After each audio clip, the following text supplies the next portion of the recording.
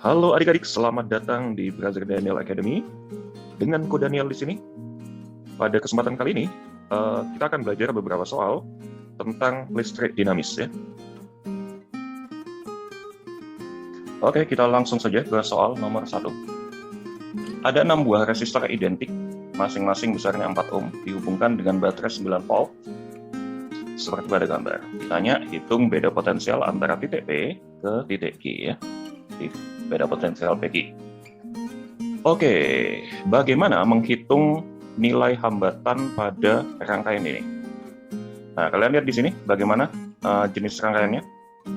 Di sini ada rangkaian yang pasti bisa diseri adalah ini ya, 1, 2, 3. Nah, itu dia bisa diseri karena dia dalam satu kawat.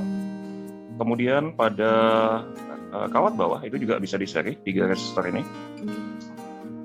Nah, lantas yang bawah sama yang atas nanti diapain kok? Bentuk ini bisa diubah menjadi, kalau aku buat seperti ini boleh ya. Jadi di sini ada 3 resistor di atas, ada 3 resistor seri di bawah. Nah, kemudian atas dan bawah ini ternyata diparalelkan karena di sini di titik ini ada percabangan kawat. Di sini juga ada percabangan kawat, jadi ada percabangannya. Oke, kita langsung saja hitung. Di sini dia ada 4 ohm, 4 ohm, 4 ohm. Nah, jika diseri, maka kita dapat di sini dia 12 ohm ya.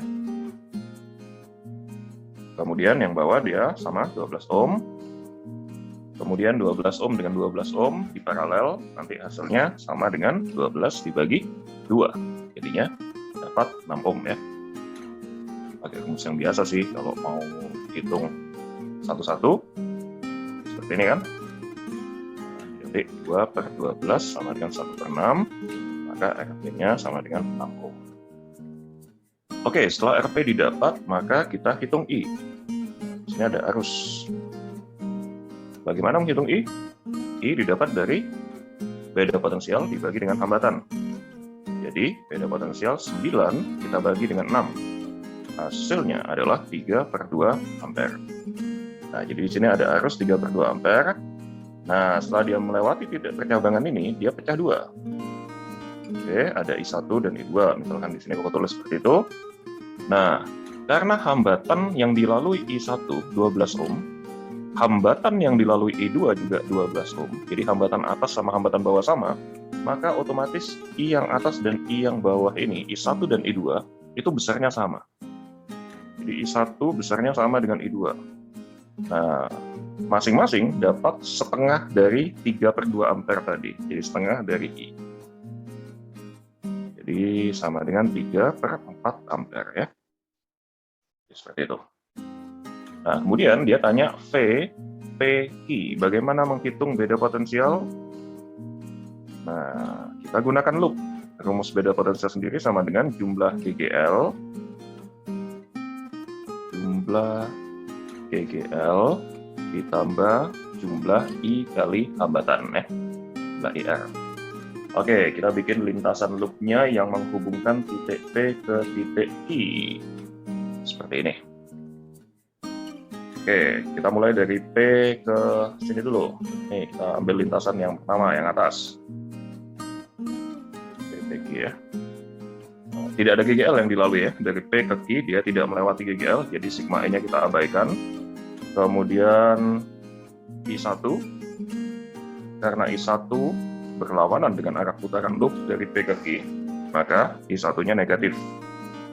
I1 dikali hambatan 4 ohm, hambatan atas, kemudian ditambah dengan I2 dikali, nah I2 itu dia melewati hambatan 4 ohm, 4 ohm, jadi 8 ohm ya.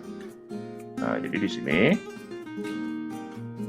kita dapatkan hasilnya adalah min 3 per 4 dikali 4 ditambah 3 per 4 kali 8. Nah, hasilnya adalah min 3 ditambah 6 sama dengan 3 volt. Jawabannya adalah B. Oke, kita lihat lagi contoh nomor 2. Sebuah lampu memiliki spesifikasi 25 watt 100 volt. Nah, ini artinya lampu tersebut akan menyala dengan daya 25 watt saat dipasang pada tegangan maksimum 100 volt. Tapi lampu ini mau dipasang pada tegangan yang lebih tinggi, 220 volt. Apakah lampunya bisa menyala kok? Jawabannya bisa. Oke. Nah, asal lampu ini dihubungkan seri dengan hambatan lain, jadi resistor luar ya. Nah, jadi di sini tanya hitung besarnya hambatan yang perlu ditambahkan pada rangkaian itu. Nah, jadi nanti bagannya akan menjadi seperti ini ya adik-adik. Ini lampu yang speknya 100 volt 25 watt. Nah, di sini ada hambatan. Oke, yang ditanya adalah besarnya hambatan ini. Gimana ngitungnya kok? Pertama kita hitung dulu. Kalau lampu ini dia menggunakan tegangan maksimal 100 volt, berapakah kuat arus yang lewat atau yang melalui rangkaian ini? Nah, kuat arus didapat dari daya dibagi V ya. Ingat rumus P sama dengan I kali V, PIV. Nah, daya di situ 25 dibagi 100, jadi kuat arus di sini adalah sama dengan 1/4 ampere. Jadi di sini dia harus dilewati dengan arus maksimal sebesar 1/4 ampere. Nah, kemudian rangkaian seri itu rangkaian pembagi tegangan. Jadi kalau di sini ada tegangan sumber 220 volt, lampunya sudah pakai 100 volt, maka untuk resistornya sisa, tegangan pada resistor sisanya ya 220 dikurangi 100. Jadi dia sisa 120 volt saja. Oke. Nah, tegangan pada resistornya diketahui 120 volt. Berapakah nilai hambatannya? Nah, hambatan sama dengan tegangan dibagi dengan arus. Jadinya 120 dibagi 1/4 sama dengan 480 ohm. Nah, jadi seperti itu.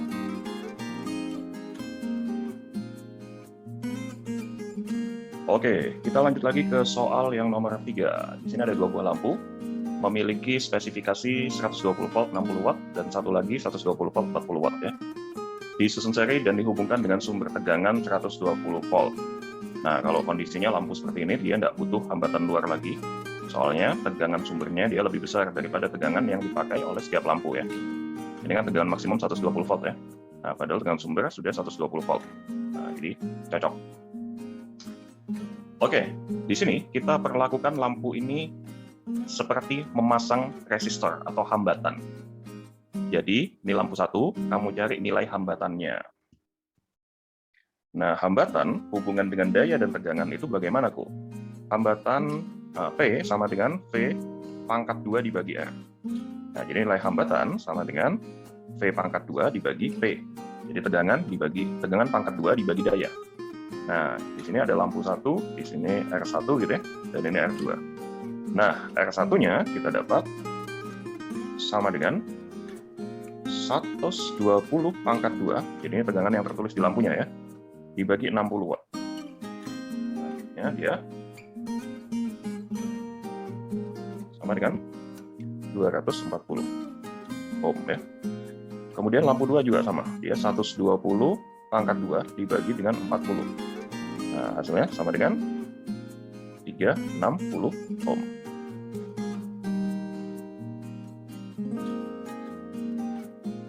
Oke, setelah kita dapat hambatan masing-masing 240 dan 360, soal yang A dia tanya hambatan pengganti. Nah, jadi totalnya, karena ini disusun seri, jadi tinggal dijumlahkan saja ya adik-adik. Hasilnya adalah sama dengan 240 ditambah 360. 600 ohm. Kemudian yang B, dia tanya I, yang mengalir pada rangkaian. Nah, I sama dengan potensial sumber ini dibagi dengan total hambatan. 120 dibagi 600 sama dengan 1/5 ampere. Itu I-nya. Kemudian yang C, dia tanya daya disipasi, daya yang terpakai oleh masing-masing lampu. Nah, jadi di situ karena tegangannya terbagi, jadi pasti masing-masing lampu nggak dapat tegangan 120 volt ya. Nah, jadi otomatis nanti daya yang dikonsumsi oleh lampu 1 dan lampu 2 itu pasti lebih kecil. Oke, kita hitung P1. Daya disipasi bisa kita hitung menggunakan rumus I pangkat 2 dikali dengan nilai resistornya ya. Jadi kalau R1-nya tetap dia mau dipasang pada tegangan berapapun, itu nilai hambatan lampunya selalu sama. Oke, E-nya 1/5 pangkat 2 dikali dengan 240. Itu kita dapat hasilnya sama dengan 9,6 watt. Kemudian P2 sama I pangkat 2 dikalikan dengan R2. 1/5 pangkat 2 dikali 360.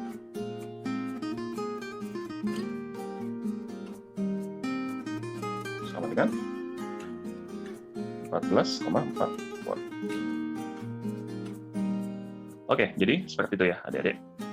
Kalau ada lampu disusun seri, lampu disusun paralel, nah itu sama saja kalian menghitung hambatan dari masing-masing lampu menggunakan rumus ini.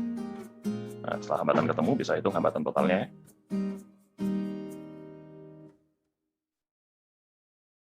Oke, kita lanjut lagi ke soal nomor 4. Ini soal tentang rangkaian jembatan Wheatstone atau rangkaian keseimbangan ya. Di mana kalian menemukan bentuk rangkaian seperti ini.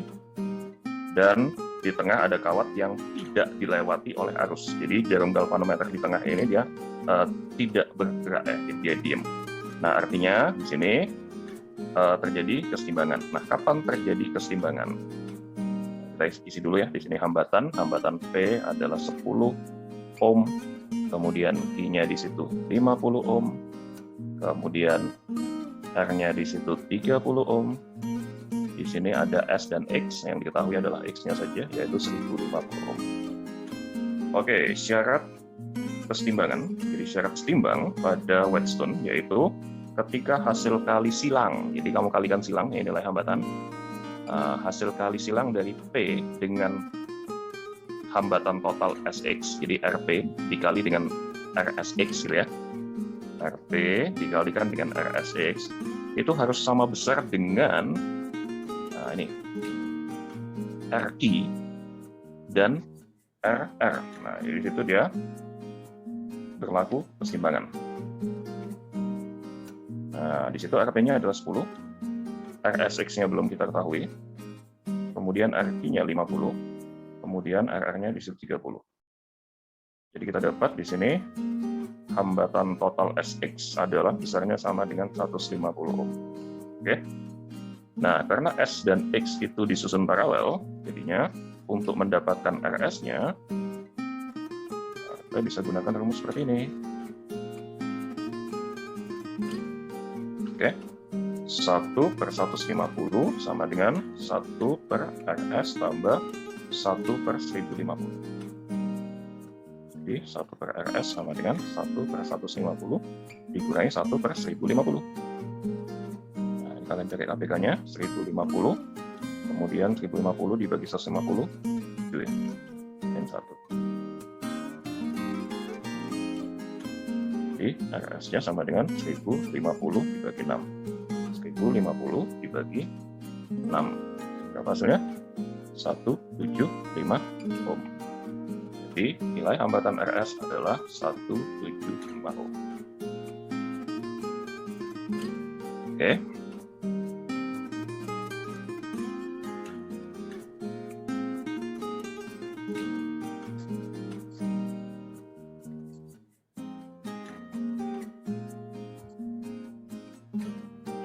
Kemudian yang B, dia tanya hambatan pengganti. Oh ya, tadi RSX-nya 150 ya. Ini RSX sama dengan 150. Oke, hambatan total pada jembatan Wheatstone. Nah, kawat yang tengah ini kan tidak dianggap ya. Jadi jelas di sini RP dan RI itu dia disusun seri. Nah, kemudian yang bawah 30 ohm dengan 150 ohm itu juga di seri ya. Jadi nilai hambatan total, hambatan penggantinya di kawat atas dan kawat bawah. Kawat atas ini yang 60 ohm, dia diparalel dengan kawat bawah yang 180 ohm. Jadi 1/60 ditambah 1/180. Ya, tambah 1, 4/180. Atau 1/45. Jadi R totalnya sama dengan 45 ohm. Oke, bisa ya kalian pahami. Kemudian yang C, dia tanya arus yang mengalir pada rangkaian, di situ dia dihubungkan dengan GGL 18 volt, ada hambatan dalam 0,2 ohm. Nah, jadi di sini yang B, tinggal hitung I sama dengan V dibagi R. Kalau ada hambatan dalam, jumlahkan saja di pembaginya. 18 dibagi dengan 45 pertambahan 0,2. Ya. 18 dibagi 45,2 sama dengan 0,4. Jadi hambatan dalamnya ini kecil banget, jadi dia nggak terlalu ngefek ke perhitungannya. Jadi bisa kalian hitung 18 dibagi 45 sama saja 0,4 ampere. Ya, jadi seperti itu 4 soal latihan listrik dinamis. Oke, semoga kalian bisa memahami apa yang sudah kita bahas kali ini. Selamat belajar, selalu semangat.